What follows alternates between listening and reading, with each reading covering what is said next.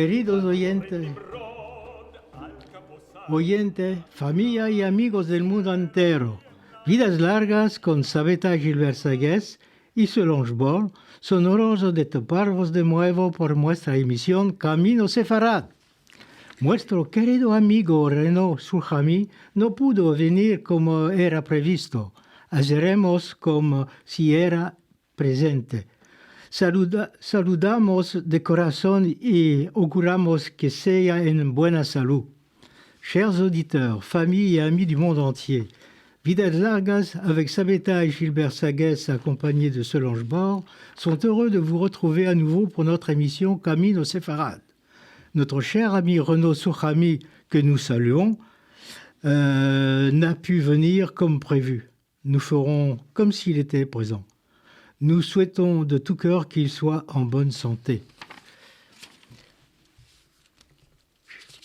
Gilbert me demandó muchas veces a que le aparezca un escrito para la radio.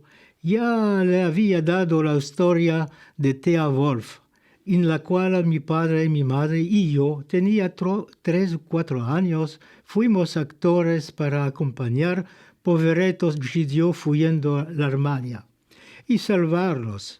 Aquí vas a topar un otro escrito mío encima del famoso escribano Franz Kafka. Espero que va a ayudar al mantenimiento de la lengua que hablan nuestros padres. Tenemos ahora una pensada por nuestro hermano de Israël. Gilbert m'a relancé de nombreuses fois pour que je présente un texte à la radio. Je lui avais confié mon texte de l'histoire de Thea Wolf, dans laquelle mon père, ma mère et moi-même, j'avais 3 ou 4 ans, avions été des acteurs privilégiés et avons pu participer au sauvetage de malheureux juifs qui fuyaient l'Allemagne. Ici, vous trouverez un autre écrit au sujet d'un fameux écrivain juif, Franz Kafka. J'espère que cela aidera au maintien et à la diffusion de notre langue parlée par nos parents. Nous avons à présent une pensée pour nos frères d'Israël.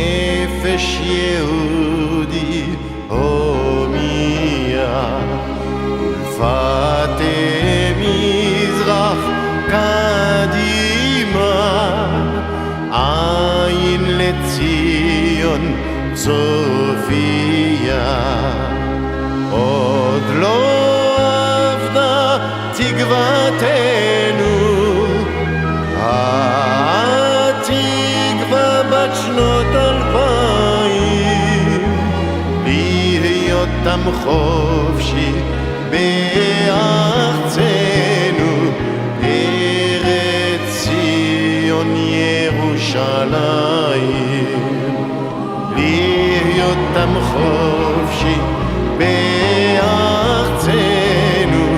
ארץ ציון ירושלים.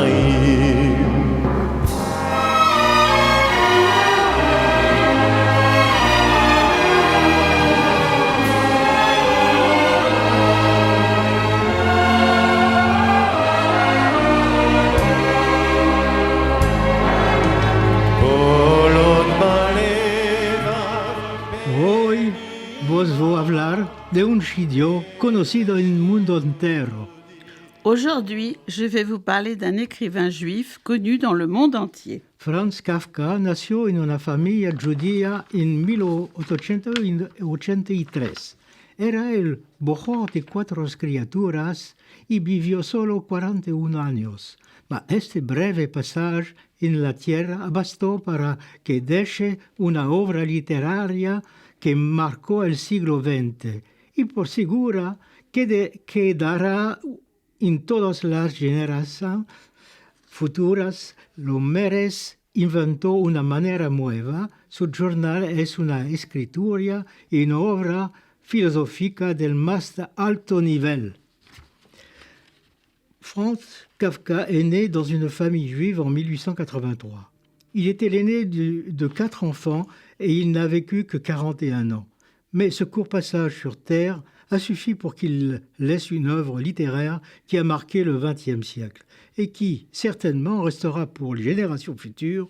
Il a inventé une écriture nouvelle. Son journal est une œuvre de réflexion philosophique de très haut niveau. Kafka es conocido para sus cuentos visionarios y fantásticos que dan a pensar. Sus personajes viven en un mundo sin cabeza ni cola y se sienten culpables de lo que son. Viven una vida de angustias en un mundo que no entienden. Todos los esfuerzos que hacen nunca réussissent. Kafka est connu pour ses contes visionnaires et fantastiques qui font réfléchir si on y prête attention. Ces personnages vivent dans un monde sans queue ni tête et ils se sentent coupables de ce qu'ils sont. Ils vivent une vie d'angoisse dans un monde qu'ils n'arrivent jamais à comprendre et malgré tous leurs efforts, ils ne réussissent pas.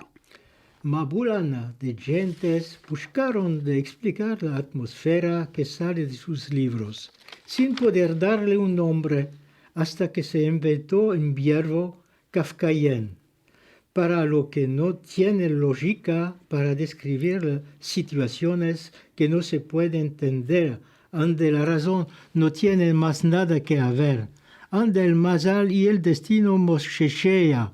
Kafka decía, tengo menester de ser solo para escribir, no solo como una ermita o un monje, mas como un hombre muerto. Fue después de su muerte que se hizo sentir. Bien des gens ont tenté d'expliquer l'atmosphère qu'il émane de ses livres sans jamais pouvoir le définir, jusqu'à qu'on a inventé un mot kafkaïen pour définir ce qui n'a aucune logique, pour décrire des situations incompréhensibles où la raison n'a plus rien à voir, où la chance ou le destin nous fait perdre la tête. Kafka disait « J'ai besoin d'être seul pour écrire ». Pas comme un curé ou un ermite, mais comme un homme déjà mort. Ce n'est qu'après sa mort qu'il s'est fait connaître. En sus obras, el tiempo no tiene ningún valor. Los lugares reales no existen. No se puede decir esto aconteció a tal época o en tal lugar. Son de todos los tiempos y de todos los lugares. Es universal. Valen para todo el mundo. Las cosas acontecen, se van como un sueño sin ningún entendimiento, como si la gente son juguetes de una entidad que no se ne frega de lo que acontece y contra la cual no se puede nada, una ronda que no escapa, un mundo sin lógica ininteligible. Un escribano había dicho, una obra es el espejo de una vida, es su alma y pensamientos que metió en sus libros, se quiere moldarlo para entender lo que dice y más lo que no dice. Dans ses œuvres, le temps n'a aucune valeur, les lieux n'existent pratiquement pas. Ils sont de toutes les époques, de tous les lieux. C'est universel, ça vaut pour tout le monde. Les choses arrivent, disparaissent comme dans un rêve. Incompréhensible, comme si les gens sont des jouets d'une entité qui se fiche de ce qui peut arriver et contre laquelle on ne peut rien. Un écrivain a dit justement, une œuvre est le miroir d'une vie. C'est son âme et ses pensées qu'il a mis dans ses livres. Il faut le lire pour comprendre ce qu'il dit et comprendre ce qu'il ne dit pas. À Praga, en el cimetière Gidio, Žižkov, donde está enterrado, tomó como sus secretos, sus angustias, escribiendo a su enamorada Feliz Bauer, le dice, ¿quién sé yo? Los unos dicen que sé un escribano alemán y otros un escribano judío. ma el viejo Gidio nunca fue escrito en sus libros. La idea está allá todo el tiempo, de manera permanente, como lo decía su amigo Max Brod. Le había demandado de quemar sus libros después de su muerte, mas no lo quiso hacer. Salvó los escritos contra la voluntad de Kafka. Salvó del fuego obras conocidas hoy en el mundo entero. El proceso, el castillo, la metamorfosis, sus jornales, sus letras y mucho más. Antes su muerte no había sido quasi editado. À Prague, au cimetière juif de Žižkov, où il est enterré, il a emmené avec lui tous ses secrets, toutes ses angoisses. Écrivant à son ami Félix Bauer, il lui dit « Qui suis-je » Les uns disent que je suis un écrivain allemand, d'autres que je suis un écrivain juif, mais le mot juif n'apparaît pas dans ses livres. L'idée y est permanente, comme le disait son ami Max Brod.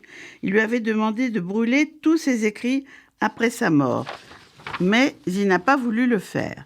Il a sauvé tous les écrits contre la volonté de Kafka. Il a sauvé du feu des œuvres majeures, aujourd'hui connues du monde entier, le procès, le château, la métamorphose, son journal, ses lettres et beaucoup plus. Avant sa mort, il n'avait presque pas été édité. Praga, su ciudad, era una ciudad que no amaba. No viajó mucho. Es en ella que topó estos sueños terribles y estas ideas extraordinarias. ¿Cómo podía adivinar lo que iba a acontecer en esta ciudad unos años después? Ciudad donde no quedó hoy más de 4,000 judíos. Prague, sa ville, était une ville qu'il n'aimait pas. Il n'avait pas beaucoup voyagé, mais c'est en elle qu'il a trouvé ses rêves cauchemardesques, des idées extraordinaires. Comment pouvait-il savoir ce qui devait advenir dans cette ville des années plus tard, ville où il ne reste plus que 4,000 juifs? Praga es una ciudad curiosa, donde se habla muchas lenguas. Los pobres hablan el checo, los aristócratas hablan el francés. La minoría alemana habla alemán y los judíos sus muchas lenguas. Praga no es nombrada ni una vez en sus escritos, mas es de ella que habla y es su dolor que sale de sus libros, como la sudor amarga sale de un hombre. Prague, sa ville, est une ville curieuse où l'on parle diverses langues. Les pauvres parlaient le tchèque, les aristocrates parlaient français, la minorité allemande, l'allemand, et les juifs leurs plusieurs langues. Prague n'est jamais citée dans son œuvre, mais c'est d'elle qu'il parle, c'est son odeur qui transpire dans ses livres comme la sueur amère sort d'un homme angoissé. Praga sin Kafka non existe. Es una ciudad sin interés. Fue él que lo trujo una gloria universal. Aparte del cimetière judío, el museo de Kafka, su café, su casa de recordar su memoria, les trae turistas que vienen ver el lugar donde Kafka vivió. Prague sans Kafka n'existerait pas. C'est une ville de peu d'intérêt. C'est lui qui lui a apporté une gloire universelle. À part le cimetière juif, il y a le musée Kafka, son café, sa maison qui rappelle sa mémoire. Elle amène des touristes du monde entier qui viennent voir l'endroit où Kafka a vécu. Solo en 2003, 60 años después de su muerte, que fue fraguada una estatua a su honor. Es una estatua de bronce muy particular, donde Kafka está sentado encima del garrón de un gigante que no tiene ni cabeza ni manos. Metieron la estatua entre el viejo gueto de judío de Józefov y la ciudad cristiana. Su nombre, Franz, es un homenaje que su padre quiso hacer a François Joseph, que me permitió a los judíos de tener ciudadanía en 1848. Ce n'est qu'en 2003, 60 ans après sa mort, que l'on a construit une statue en son honneur. C'est une statue de bronze très particulière où Kafka est assis sur le cou d'un géant qui n'a ni tête ni main. Ils ont mis la statue entre le vieux ghetto juif de Iosifov et la ville chrétienne. Son nom, France, est un hommage que son père a voulu faire à François-Joseph, qui a permis aux Juifs d'obtenir la nationalité en 1848. Ma Franz Kafka quedó a la frontera entre dos culturas, sin caer en la una u la otra. Se le quedó los espantos, las angustias, los terrores y el dolor de la alma. Mais Franz Kafka est resté à la frontière des deux cultures, sans vraiment tomber ni dans l'une ni dans l'autre. Il est resté avec ses peurs, ses angoisses, ses craintes et de la douleur de son âme. ¿Qué hacer? ¿Asimilarse como lo quería su padre? ¿Trocar de nombre? ¿Hacerse cristiano? Como las muchas familias judías que esperaban trocar de mazal? Sus personajes buscaron de trocar y nunca réussirent. Que faire? S'assimiler comme le souhaitait son père? Changer de nom? Devenir chrétien, comme beaucoup de familles juives qui espéraient changer de destin? Ces personnages ont bien tenté de changer, mais ils n'y ont jamais réussi. Llama a su personaje principal con una sola letra K. El nombre entero está escrito ¿Quién sos? Sos la letra K, el empecillo de nombre para este pedazo de hombre que no tiene todos los derechos de un hombre. ¿Cómo es que un pedazo de hombre se puede hacerse entender y sentir? ¿Cómo tener derechos ser reconocido? Ni los servicios al país que puede hacer, ni la confianza en la justicia, ni el casamiento mixto a los sacrificios van a permitir a estos personajes de ser aceptados en la sociedad, en donde quieren vivir. Y la muerte ya está escrita para ellos. Il appelle son personnage principal avec une seule lettre, K. Le nombre entier n'est pas écrit. Qui es-tu? Je suis la lettre K. Un début de nom pour un tronçon d'homme qui n'a pas tous les droits de l'homme. Comment est-ce que ce morceau d'homme peut arriver à se faire comprendre et écouter? Comment avoir les mêmes droits que tous? Comment être reconnu? Ni les services qu'on peut apporter au pays, ni la confiance en la justice, ni le mariage mixte ou les sacrifices ne vont permettre à ces personnages d'être acceptés dans la société où ils vivent. Vivre et la mort est déjà inscrite pour eux.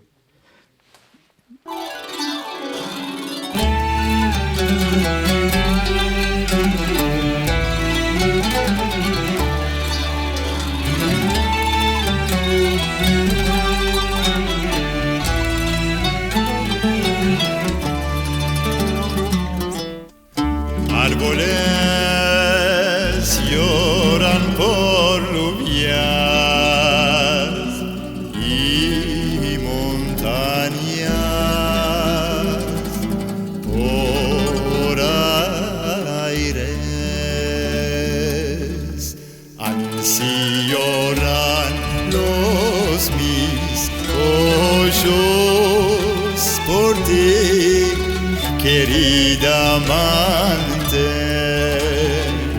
Así lloran los mis ojos por ti, querida amante.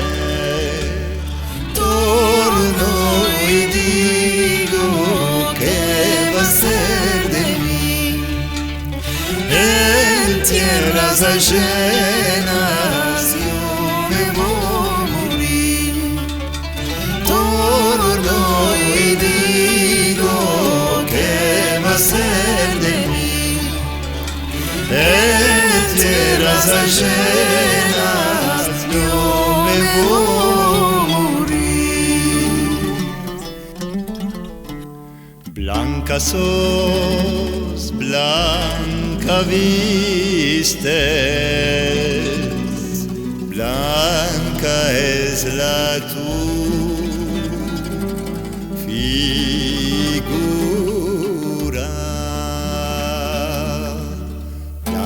Blancas flores caen de ti, de la tu hermosura. Blancas flores caen de ti, de la tu hermosura. Torno y digo que va a ser de mí enteras llenas, yo me voy a morir. En una de sus novelas con título La ansia del padre de familia, una persona media humana, medio objeto que se llama Odradek, no puede caminar sin una muleta, este bastón que le tiene lugar de pierna. Esta cosa, mitad de hombre, a quien se demanda ¿ande vives? ¿Cómo haces? A responde, no tengo casa, no sé entero, no tengo domicilio, no sé ningunos. Esta cosa vive y da angustias a su padre, que no sabe cómo ayudarlo en la vida. ¿Cuál hacer de él? Se escapó el libro en una demandándose, ¿es que Odradek es mortal? Esta demanda es un llamar al egotismo, à l'inhumanité. Dans une de ses nouvelles intitulée Les soucis du père de famille, une personne, moitié humaine, moitié objet, qui s'appelle Odradek, ne peut pas marcher sans l'aide de ce bâton qui lui fait office de jambe. Cette chose, moitié d'un homme à qui on demande « Où vis-tu ? Comment fais-tu ?» Il répond « Je n'ai rien, je ne suis pas entier, je n'ai pas de domicile, je ne suis personne. » Cette chose vit et cause des angoisses à son père qui ne sait comment l'aider dans la vie. Que faire de lui ? Le livre se termine par une phrase qui interroge. Est-ce que Odradek est mortel ? Cette demande est une gifle à l'égoïsme et à l'inhumanité. Otra historia de un pueblo sin tierra, que si no tiene memoria se va a asimilar y desaparecer. Bialik y otros escribanos ya lo habían pensado. Ou encore cette autre histoire d'un peuple sans terre, s'il n'a pas de mémoire, va s'assimiler et disparaître. Bialik et d'autres écrivains l'avaient déjà évoqué. Ma qué posibilidad queda? ¿Cuál puede hacer uno perdido en medio de ajenos? Allora olvidar quién uno es, olvidar de dónde viene, hacerse como ellos, trocarse o luchar contra su metamorfosis. ¿Ma es que va a servir? ¿Es que lo va a salvar? Vamos a mostrar que no. Mais alors, quelles sont les possibilités qui restent ? Que peut faire un individu seul, perdu au milieu d'étrangers ? Oublie d'où il vient, devenir comme eux, changer ou encore lutter contre sa métamorphose. Mais il est ce que cela va servir. Pourra-t-il ainsi se sauver ? Kafka nous montre que non. El judaísmo de sus parientes no lo convienen. Su padre quiere ser parte de la buena sociedad, de la clase alta quiere asimilarse. Kafka, él no sabe dónde se topa, no quiere quedar entre dos sillas, quiere topar su lugar, ser él, no el parecer de los otros. Todos sus escritos hablan de esta herencia, de esta lucha entre dos culturas. Le judaïsme de ses parents ne lui convient pas. Son père veut faire partie de la bonne société d'une classe plus élevée. Il veut s'assimiler. Kafka, lui, ne sait pas où il est. Il ne veut pas rester entre deux chaises. Il veut trouver sa place et être lui-même, pas ce que veulent les autres. Tous ses écrits parlent de cette errance, de cette lutte intérieure entre deux cultures. Y un día aconteció un evento que le tocó la vida. Encontró en 1911 un saltimbancos actor judíos de un teatro yiddish.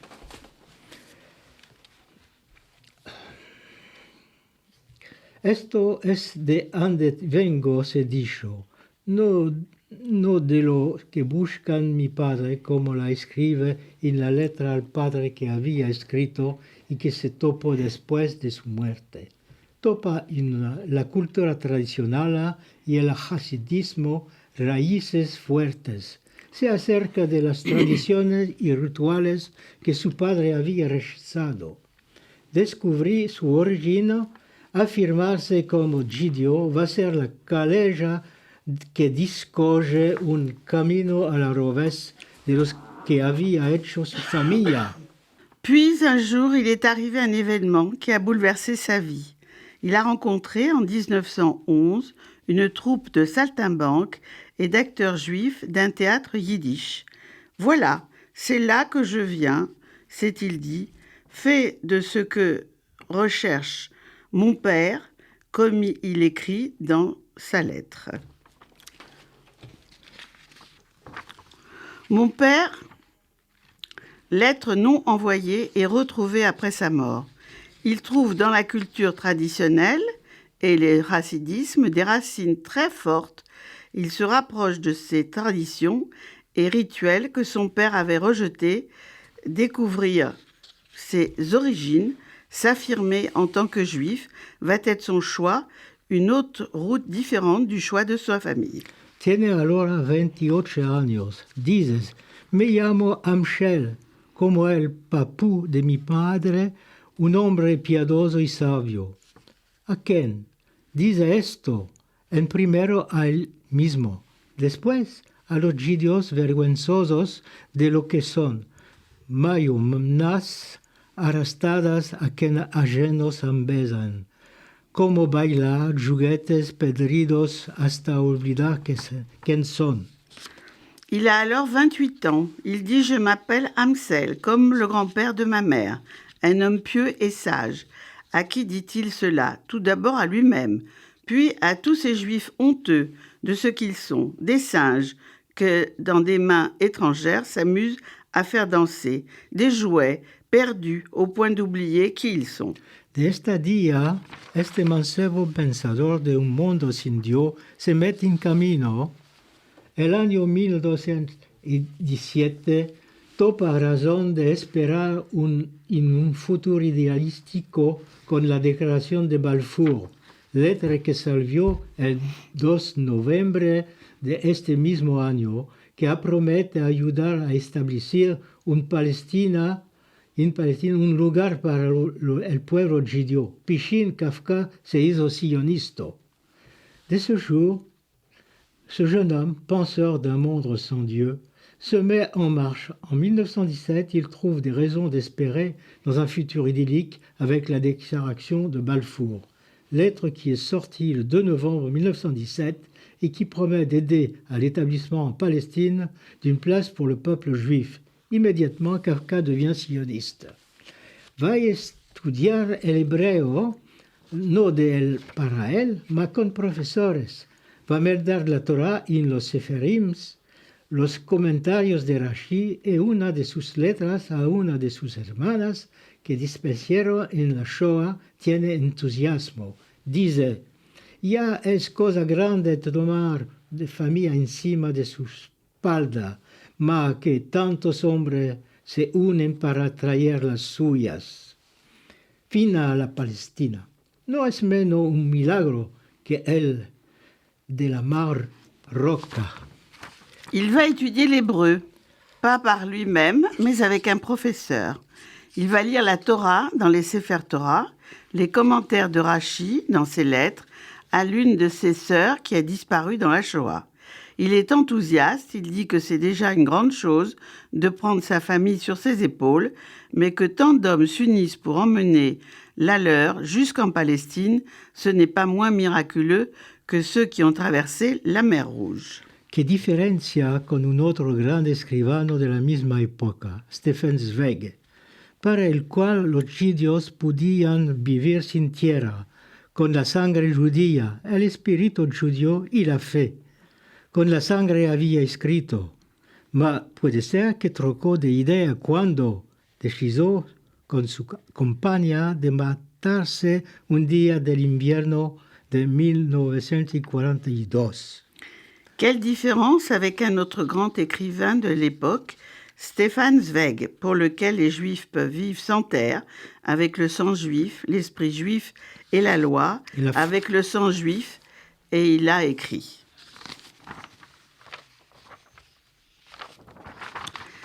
Mais peut-être qu'il a changé d'avis quand il a décidé, avec ses compagnons, de se suicider un jour d'hiver 1942. Franz Kafka quería vivir, mas la tuberculosis no lo dejó tiempo de acompañar a sus amigos hasta la tierra prometida. Sus últimos momentos los pasó con Dora Diamant, que no placía a su padre, una polonesa cerca de las tradiciones de su shtetl, con la cual topó el amor, ayudó y la paz del espíritu. Va a decir antes de morir, el 3 de junio 1924, en el sanatorium de Kierling, al lado de Viena, y soñando en pies. No tuve tiempo, como los sionistas, de enferrar el talet que se estaba volando delante de mi fina la tierra santa. Su cuerpo fue enterrado en la tumba de familia en el Bet HaChaim judío. Franz Kafka voulait vivre, mais la tuberculose ne lui a pas laissé le temps d'accompagner ses amis jusqu'à la terre promise. Ces derniers moments, il les a passés avec Dora Diamant, qui ne plaisait pas à son père, une Polonaise proche des traditions de son shtetl, auprès de qui il a trouvé l'amour, aide et repos de l'esprit. Il dira, avant de mourir, le 3 juin 1924, au sanatorium de Kierling, près de Vienne, « Rêvant debout, je n'ai pas eu le temps, comme les sionistes, d'attraper le talit qui s'envolait devant moi jusqu'à la Terre Sainte. Son corps a été enterré dans la tombe familiale du cimetière juif. »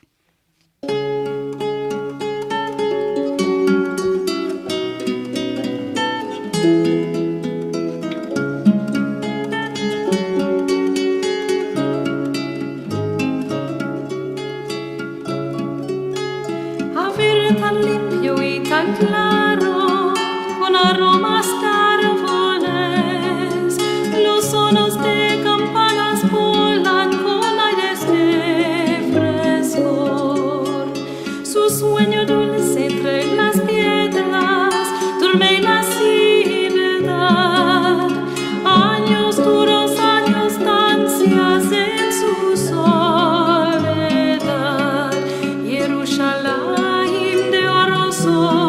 sos luz del mundo y de cofresos, y estos cantes que canto con mucho amor. Jerusalén de oro sos luz del mundo y de cofresos, estos cantes que canto con mucho amor. Ach, היום לשיר לך ולהחליק שוק תרים, קטונתי מצעיר בנייך ומאחרון המשוררים. כי שמך צורף את השפתיים, כי נשיקת שרף, אם אשכחך ירושלים אשר כולו זהב. ירושלים של זהב, ושם נחושת ושל אור, הלא נחול שירייך אני כינור. ירושלים של זהב. Uno de sus escritos, La Puerta de la Ley, conta la historia de un hombre que viene de un casal lejano y arriba a la ciudad, demanda al zabit el derecho de pasar por la puerta, que va a la calle de la ley. El guarda le dice que no es posible a este momento y no lo deja entrar.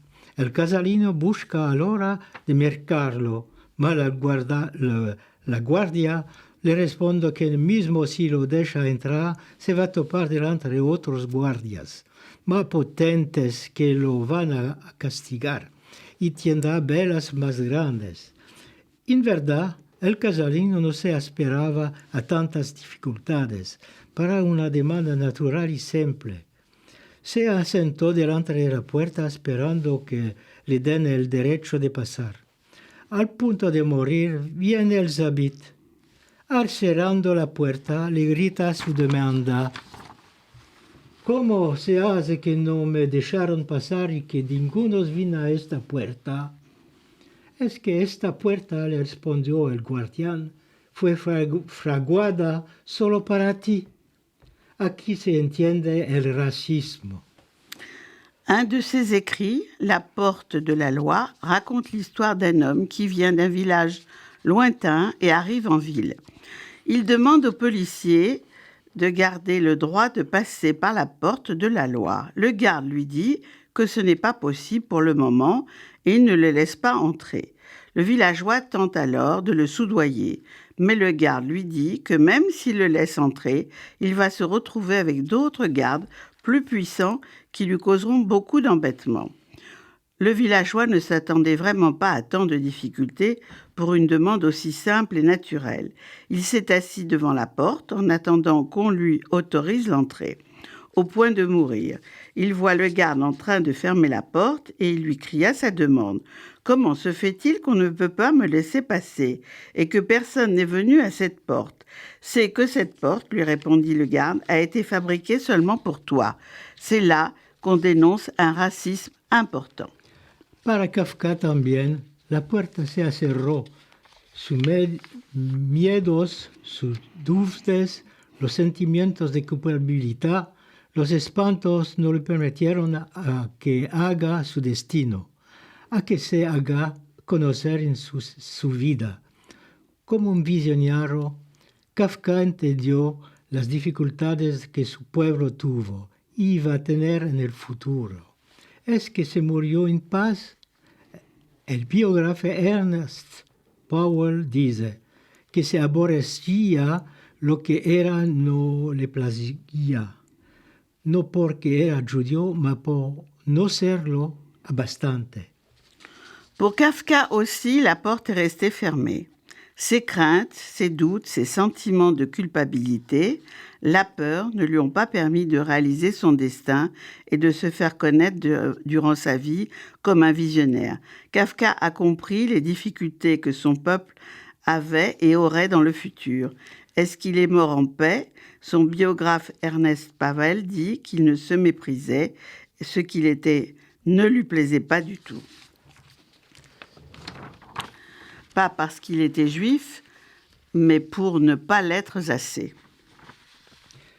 En la pared enfrente de su tumba y a una placa a la memoria de Max Brod, que fue enterrado en Israel. Franz Kafka le había demandado antes de morir de quemar todos sus escritos, mas no lo hizo, los guardó.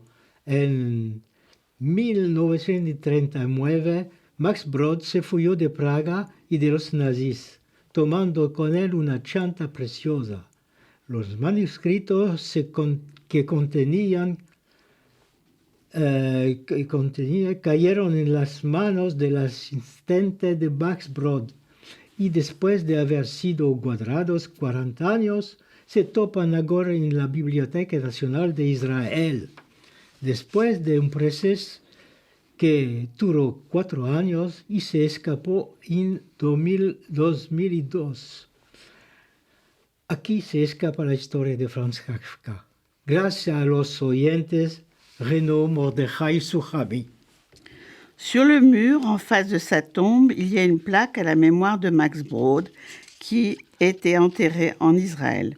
Franz Kafka lui avait demandé, avant de mourir, de brûler tous ses écrits, mais il ne l'a pas fait. Il les a gardés. En 1939, Max Brod s'est enfui de Prague et des nazis, et il a emporté avec lui une valise précieuse.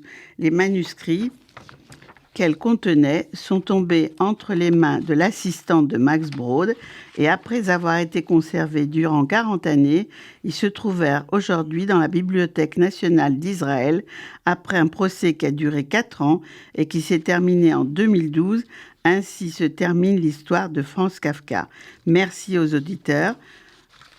Et merci à Renaud Soulamy.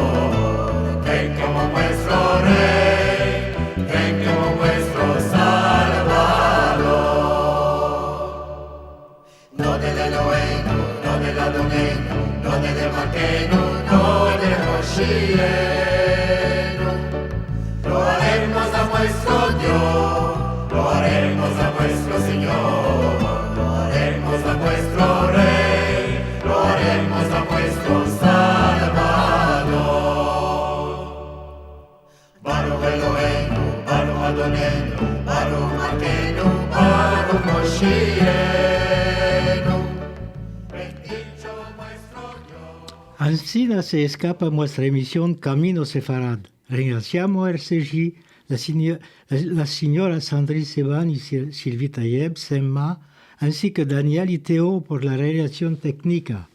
Esperamos que vos plació, vos auguramos una buena fiesta de Hanukkah llena de joyas, que las candelicas nos traigan la paz en el mundo y en particular a Israel, y que aclaren los lloros de los hombres de buena voluntad.